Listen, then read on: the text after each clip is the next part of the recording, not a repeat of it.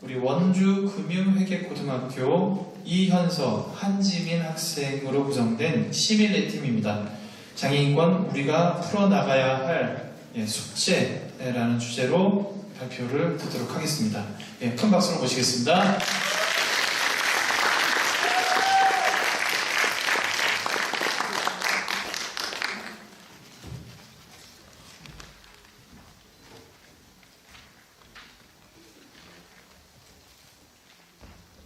안녕하십니까.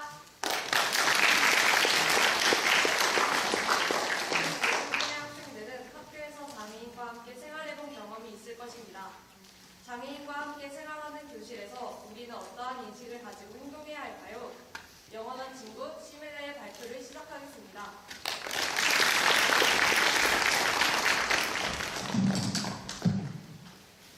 저희가 나오게 된 계기, 장애인의 인권 실태, 장애인 차별 개선을 위해 우리와 사회가 할 수 있는 일을 차례로 발표하겠습니다. 저는 중학교 3학년 때 같은 반에 있는 지적장애인 친구의 도우미를 맡았습니다.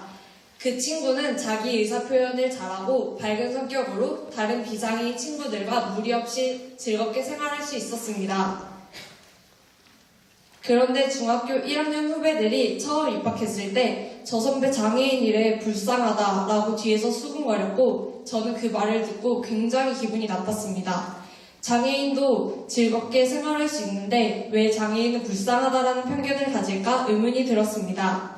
장애인에 대한 인식이 아직 좋지 않구나라는 생각과 더불어 장애인에 대한 인식을 개선시키고 싶다는 생각에 이번 대회에 참가하게 되었습니다. 다음은 장애인 인권 실태인데요. 안타깝게도 장애인에 대한 사회적 편견과 차별은 아직 현재 진행 중입니다. 국가인권위원회에서 장애 학생의 인권 실태 조사를 한 결과 59.2%의 장애 학생들이 인권 침해를 당한 적이 있다는 조사 결과가 나왔습니다. 구체적인 인권 침해 유형을 보면 편의제공 미지원 29.9%, 언어폭력 25%, 괴롭힘 19.2%, 사생활 침해 16.3%, 폭력 16% 등이 있습니다. 지난해 강서구 특수학교 설립을 놓고 주민과 장애 학생을 둔 부모님이 의견을 대립한 사건이 있었는데요.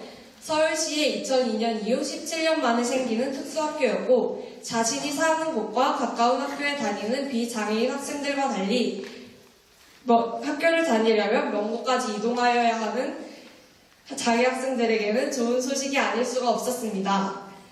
하지만 장애 학생을 키우지 않는 주민들은 특수학교 때문에 집값이 떨어진다, 특수학교 말고 한방병원을 세워 지역의 명성을 높여야 한다 등의 이유를 대며 특수학교 설립을 반대하였습니다.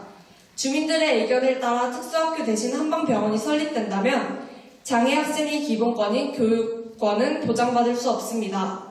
서울대 특수교육 대상 학생 12,000명 중 35%만이 특수학교를 다니는데 비장애인과 장애인 모두 차별 없이 교육받을 권리를 가져야 한다고 생각합니다. 장애 학생에 대한 차별을 줄이기 위해 우리가 할 수 있는 일은 무엇일까요? 무엇보다 비장애 학생의 인식의 변화가 필요합니다. 장애 학생과 비장애 학생은 물과 기름처럼 서로 섞일 수 없는 존재가 아닌 하나로 화합할 때 아름다운 소리가 나는 오케스트라처럼 다양한 개성을 갖춘 존재임을 인정하는 것입니다. 인내, 좋은 일이 이루어질 때까지 불평 없이 참고 기다리는 것. 이현서 학생이 장애인 도우미를 하였을 때 느린 장애 학생을 위해 기다려주었듯 인내는 장애 학생과 비장애 학생이 함께 생활할 수 있도록 하는 중요한 요소입니다. 이 두 가지를 실천하고 우리는 비장애 학생에게 장애 학생의 현실을 올바로 인식시키기 위해 교육 시간을 확대해야 합니다. 물론 현재도 학교에서 장애 인식 수업은 종종 시행되고 있지만 그 수업의 수는 현저히 적고 마땅한 교재조차 없습니다.